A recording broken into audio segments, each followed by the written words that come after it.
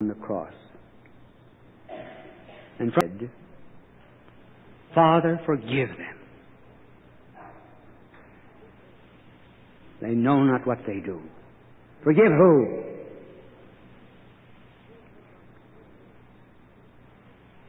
Forgive the doctors. Life in the dark. Forgive the hospitals who become a party to the party of the... Forgive the nurses, but still go on. Forgive particularly the doctors who get money for it, and to make us feel some fear that if they were paid the same amount for taking off one of our fingers.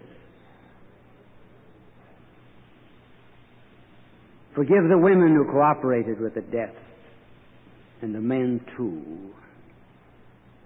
Not because they're smart, but because they're ignorant.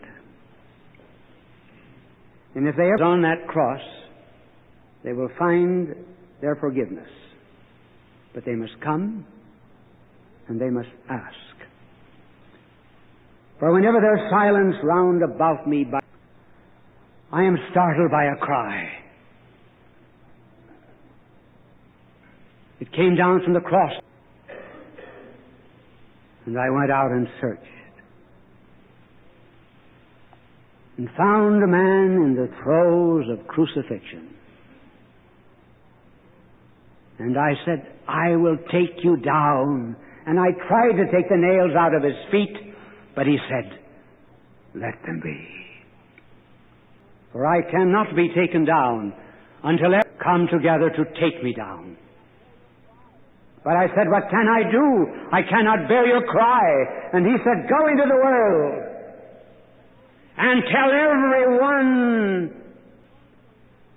there is a life in the womb. God love.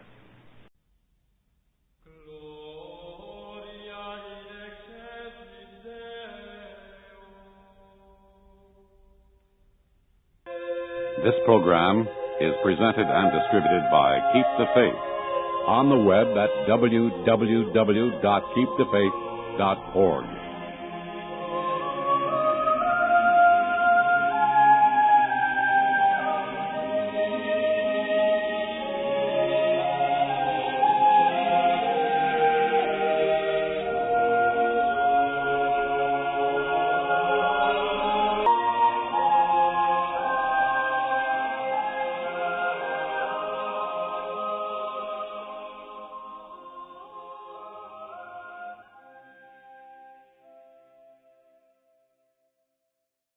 I'm going to talk on confession today, my little children. And you are all innocent. You do not need it. So I'll begin the most important by telling you some stories about confession. Then you can sleep.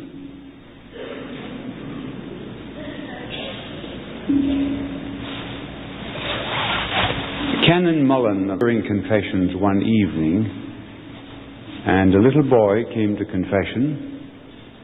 And the canon said to him, why didn't you come to confession this afternoon when I was hearing confessions for children? He said, I didn't have any sins. I had to wait for some.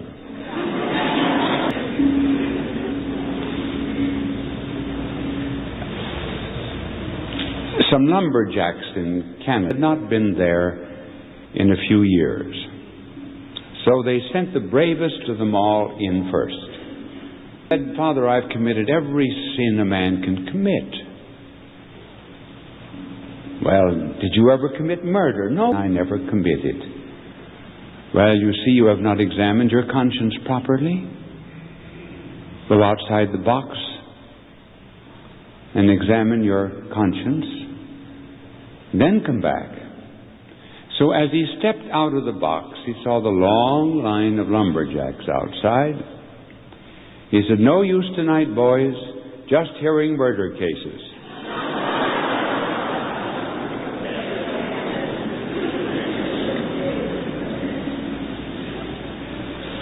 And I was hearing confessions once. Among the other things, he said, I threw peanuts into the swamp. I didn't pay any attention to it. I knew my theology well enough to understand all of those sins.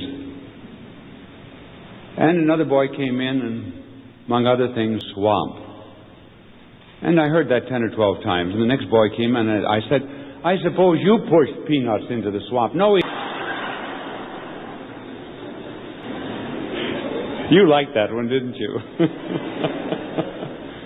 Well, we can't be telling you stories all day. We must get to the older children. And may I begin by telling you, living in about the first age in the history of the world that has denied guilt and sin. Everyone today believes he's immaculately conceived. Just patience, but we're not penitents. Interesting it is that Carl Menninger of the Menninger Institute of Psychiatry in Kansas has just written about sin. Curious that as the moral theologians and our catechisms dropped the idea of sin, a psychiatrist is reminding us that there is sin. He, for example, has said that the theologians gave up sin and then the lawyers and a crime. And then the legalists gave it up, psychiatrists picked it up, and then it became a complex.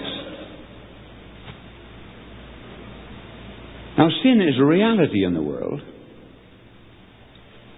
and we have to face it, for we are all sinners, everyone.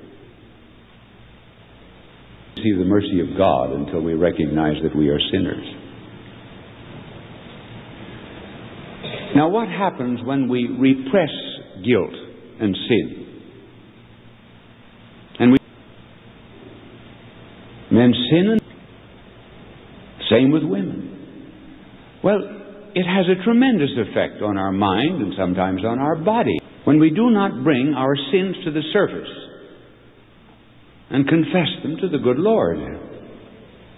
Plants in medicine. A kidney transplant, a heart transplant. And you've often read, too, that the transplant was not effective. Why? Because the body resisted it. There are antibodies in our organism that will not assimilate and take. Now, our soul is that way. It has antibodies. And when any sin gets into the soul, then we're disturbed. Mind is unhappy. It's very much like having a broken bone. The bone hurts. Why? Because the bone is not where it ought to be. It is not where it ought to be. Then we suffer. We're easy. We may try to cover it up by drink and amusement and so forth. The guilt is there. Recall some of the effects of guilt as portrayed for us by Shakespeare. Now just think of it. Shakespeare was... I hope that was it. That's coming out of my subconsciousness. Don't look it up. But I think that I learned that Shakespeare was born in 1564 and died in 1616. Well, in any case, what is important is the fact that hundreds of years psychiatry, he tells of a complex in the mind of Macbeth and a neurosis in the mind of Lady Macbeth. Now, Macbeth and Lady Macbeth had contrived to kill the king in order to seize the throne. After the murder, Macbeth always seems to see a knife before him. He said, "What is this I see before me?" A knife with the handle toward my... There was no knife. This was a psychosis. This was the way the Lady Macbeth, a quarter of an hour. She saw blood on the hands. And all the waters of the seven seas enough to wash this blood incarnadine from my hands? There's no blood on her hands. Effect on her mind of the suppression of guilt. A woman once came to me and said, he's been going to doctors for about 4 or 5 years, and he is no better. His weight has gone down to 90 pounds. And would you see him? He is mental. I cannot help him. He belongs with the psychiatrist. If, however, for his condition, then I can help him. The man came. He weighed about 90 pounds. And I said, "Talk to me for a half hour." He talked. I said, "How much money did you..." He said, "I didn't steal." I said, "How much was it?" He said, "I resent that. I am no thief. I did not steal." He said, $3,000.